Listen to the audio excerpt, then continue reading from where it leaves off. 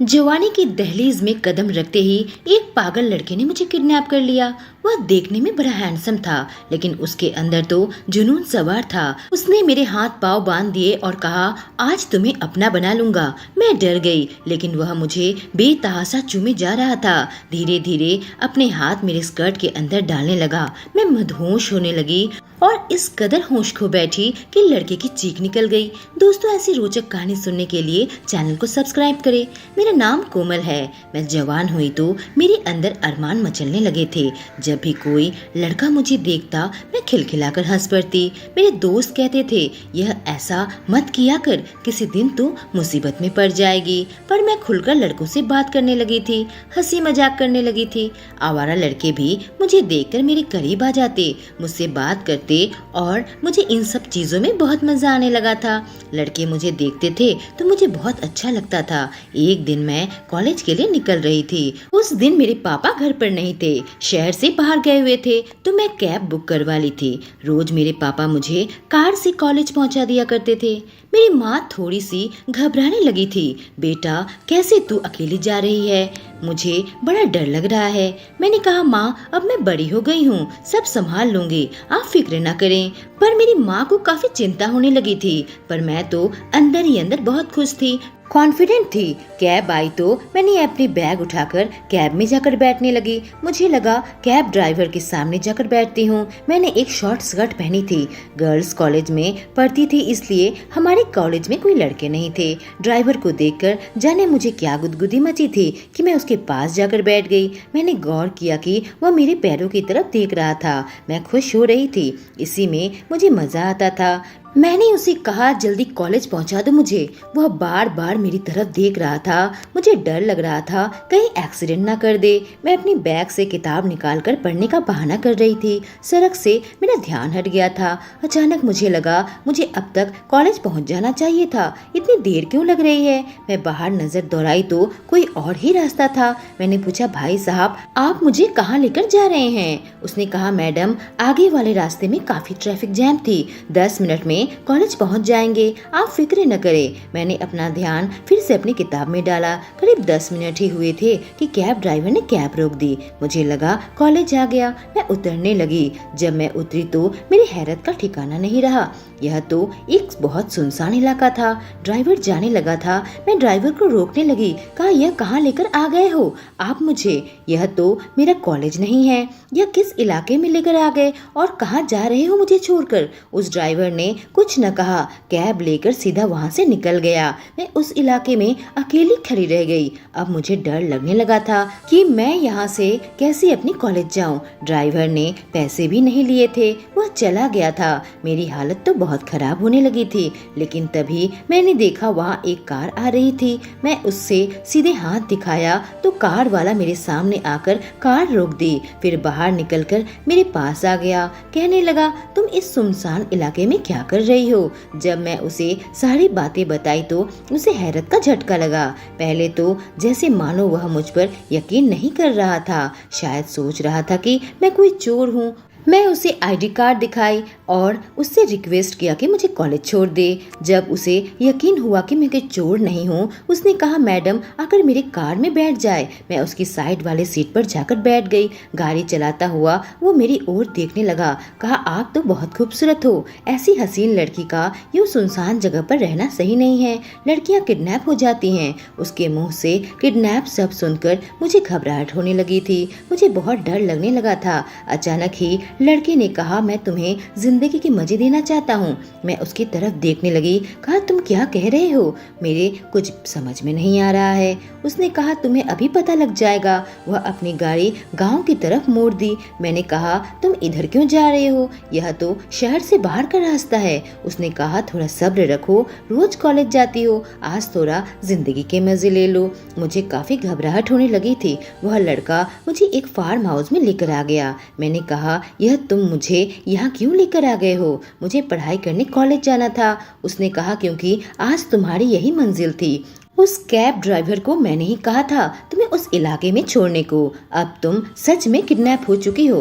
रास्ते में मैंने तुम्हें बहकाया था ताकि तुम शोर न मचा दो। बिल्ली फंस गई जाल में। मैं उसकी शक्ल ऐसे देख रही थी जैसे मुझे बड़ा झटका लगा हो। मैंने कहा, तुम मुझे किडनैप कैसे कर सकते हो? मैं बड़ी हूँ, कोई बच्ची नहीं, और तुमने मुझे यूँ किडनैप क्यों किया? उसने कहा, रोज तुम यूँ खूबसूरत और छोटे छोटे कपड़े पहनकर कॉलेज जाती हो। तुम्हें रोज देखता हूँ, लड़कों से हंस हंस कर बातें करती हो। कभी सोचा है लड़कों के दिल पर क्या बीतती होगी? तुम्हें तो बहुत पहले ही हासिल करने की फिराक में था, पर तुम अपने पापा के साथ कॉलेज आती थी, पापा के साथ ही जाती थी, और मैं फिराक में था कि कब तुम्हें उठा लूं। मुझे बहुत ज्यादा गुस्सा आ गया। उसे धक्का मारकर मैं वहां से निकलने लगी कि उसने मेरा हाथ पकड़ लिया, मुझे अपनी ओर खींच लिया और कहा, यहाँ से बचने का अब कोई रास्ता नहीं है। तुम शायद नहीं जानती मैं कौन हूँ और मैं तुम्हारे साथ क्या कर सकता हूँ। मैंने कहा, देखो तुम जो भी हो मुझे जाने दो।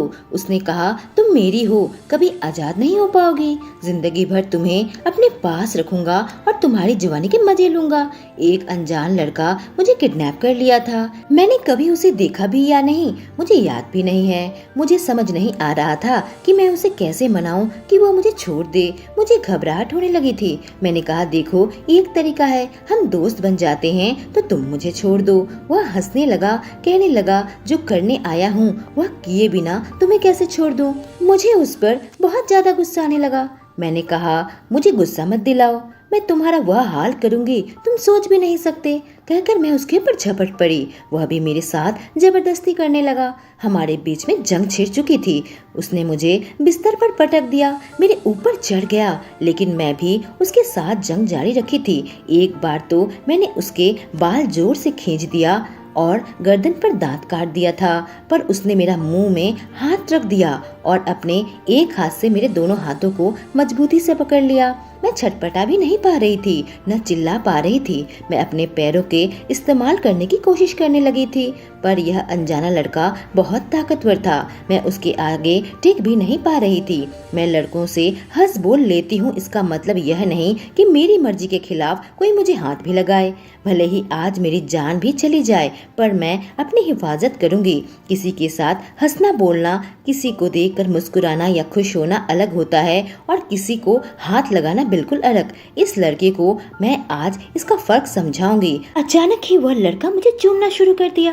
मैं छटपटाने लगी, अपना चेहरा इधर उधर हिलाने लगी ताकि वह मुझे चूम न पाए। उसने अपना एक हाथ मेरे मुंह से हटा दिया था और मेरे जिस्म में अपना हाथ फेरने लगा। जब उसके हाथ मेरे नरम नरम अंगों तक पहुँचे, मैं मदहोश होने लगी। वह धीरे धीरे अपना हाथ मेरे सारे बदन में फेरने लगा था और दूसरे हाथ से मेरे दोनों हाथों को जबरदस्ती पकड़ रखा था। मेरे सामने अपनी ताकत की नुमाइश कर रहा था। ऐसा लग रहा था मेरे साथ जबरदस्ती सब कर लेना चाहता था।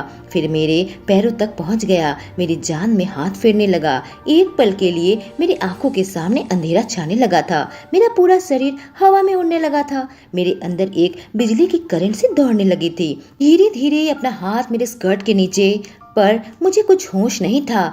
इस अजीब से एहसास से मैं लड़ना भूल गई थी। अपनी ताकत की आजमाइश की ताकत मुझ में नहीं थी। उसकी यह जबरदस्ती में पता नहीं मुझे क्या हो गया था। एक पल के लिए मैं छटपटाना भूल गई थी। मैं चीखना चिल्लाना भूल गई। एक अद्भुत एहसास मेरे अंदर समा चुका था, जो लड़का भी समझ चुका था। मेरे हाथ छोड़ दिए, लेकिन जाने क्यों मेरी आंखों से आंसू बहने लगे। मैंने अपनी आंखें बंद कर ली थी और आंसू की बूंदें बहने लगी थी। वह लड़का मेरे आंखों के आंसू देखकर रुक गया, मेरे आंसू को अपने होठों से पीने लगा था।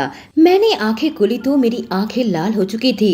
जाने उसे क्या हो गया, मुझे छोड़ दिया। उठने लगा था कि मैं उसके हाथ पकड़ लिए। वह बड़ी ही हैरत भरी निगाहों से मेरी ओर देखने लगा। मैं खड़ी हो गई। वो मेरे कुछ कहने का इंतजार करने लगा। मैं बेकाबू हो चुकी थी। मैंने कुछ न कहा, कसकर उसे अपनी बाहों में भर लिया। मेरी इस हरकत से वो काफी हैरत में पड़ गया। उसने भी कसकर मुझे अपने बाहों में भर लिया, फिर से मुझे चूमने लगा, मेरे जिस्म पर हाथ फेरने लगा। मैंने कहा, बस अपनी हद में रहना, मैं तुम्हारी गुलाम हूँ। उसके बाद उस लड़के ने मुझसे प्यार तो किया था पर हद पार नहीं की थी। थोड़ी देर बाद कहा, तुम बैठो, मैं चाय बनाकर लाता हूँ। वह चाय नाश्ता बनाकर मेरे सामने ले आया था।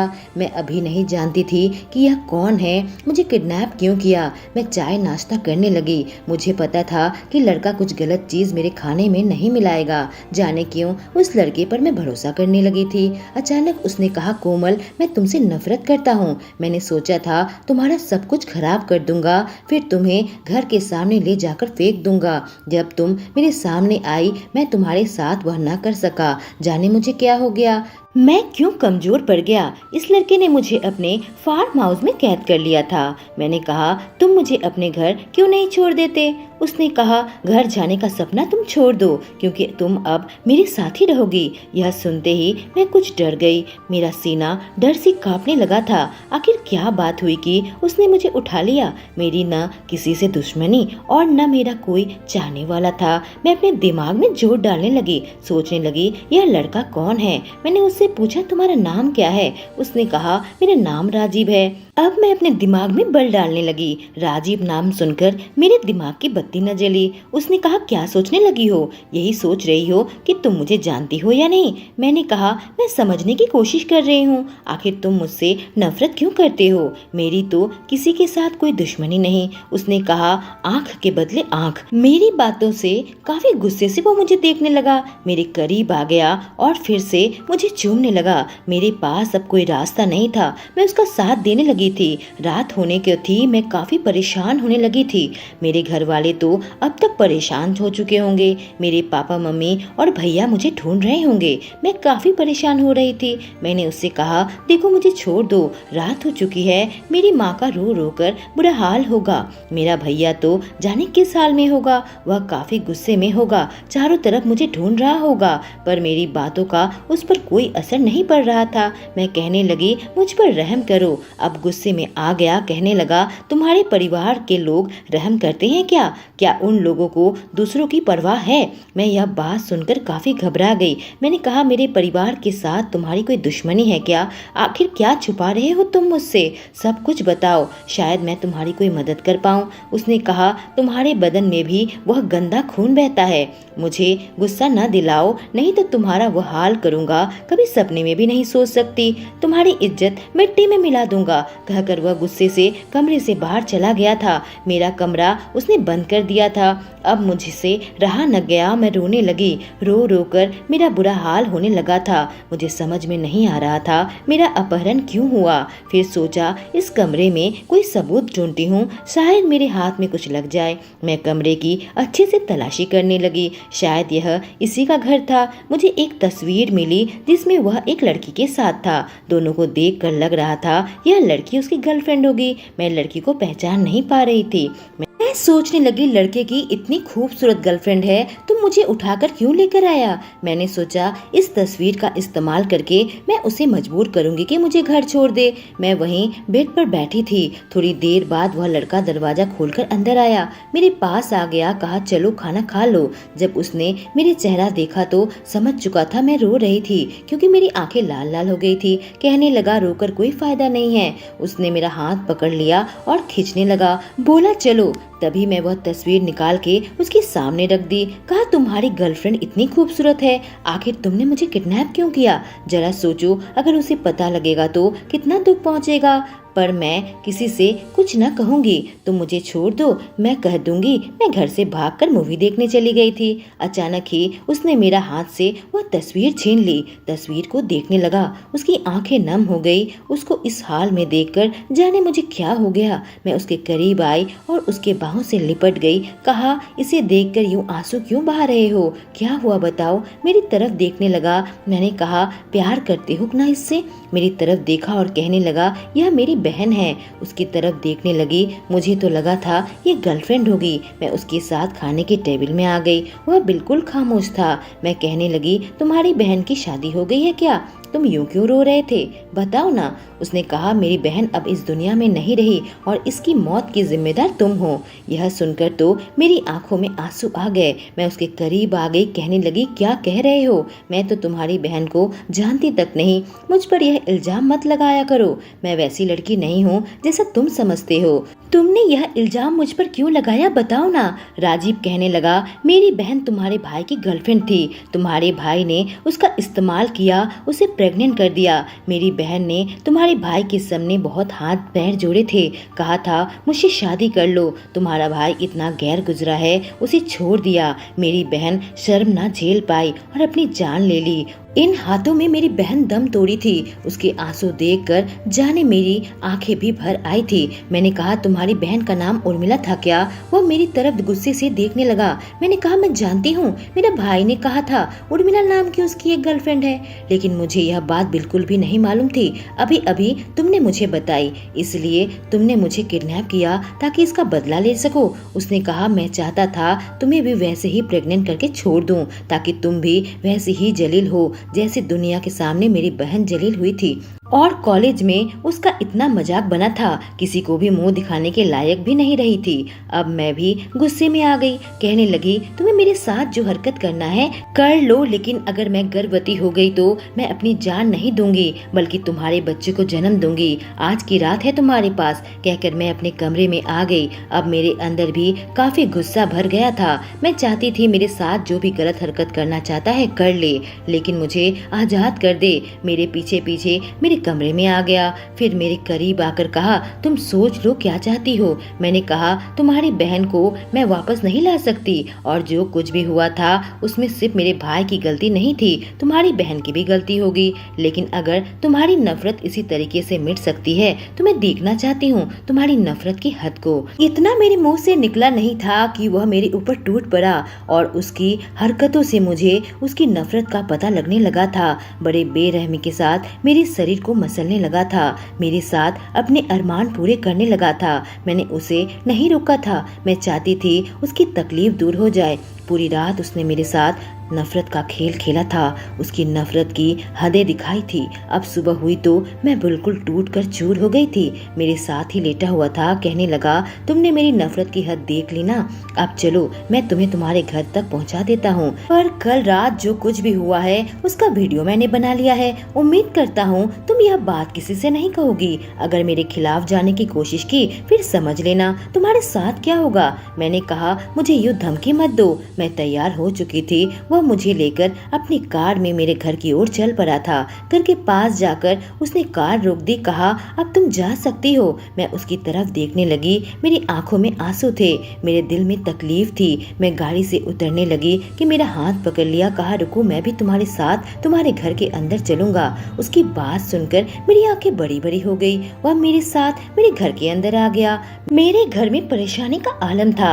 जैसे ही मैं घर के अंदर आई, मेरे पापा मम्मी मेरे पास आ गए, मेरे भाई भी मेरे पास आ गया। मेरा भाई तो डांटने लगा कि तू कहाँ थी रात भर, हम कितने परेशान हुए थे। तभी पीछे से राजीव मेरे पास आ गया, कहा वो मेरे साथ थी कल रात। मेरे भाई ने जब राजीव का चेहरा देखा, उसका चेहरा लाल हो गया। कहा, तेरी हिम्मत कैसे हुई मेरे बहन के करीब भी आने की।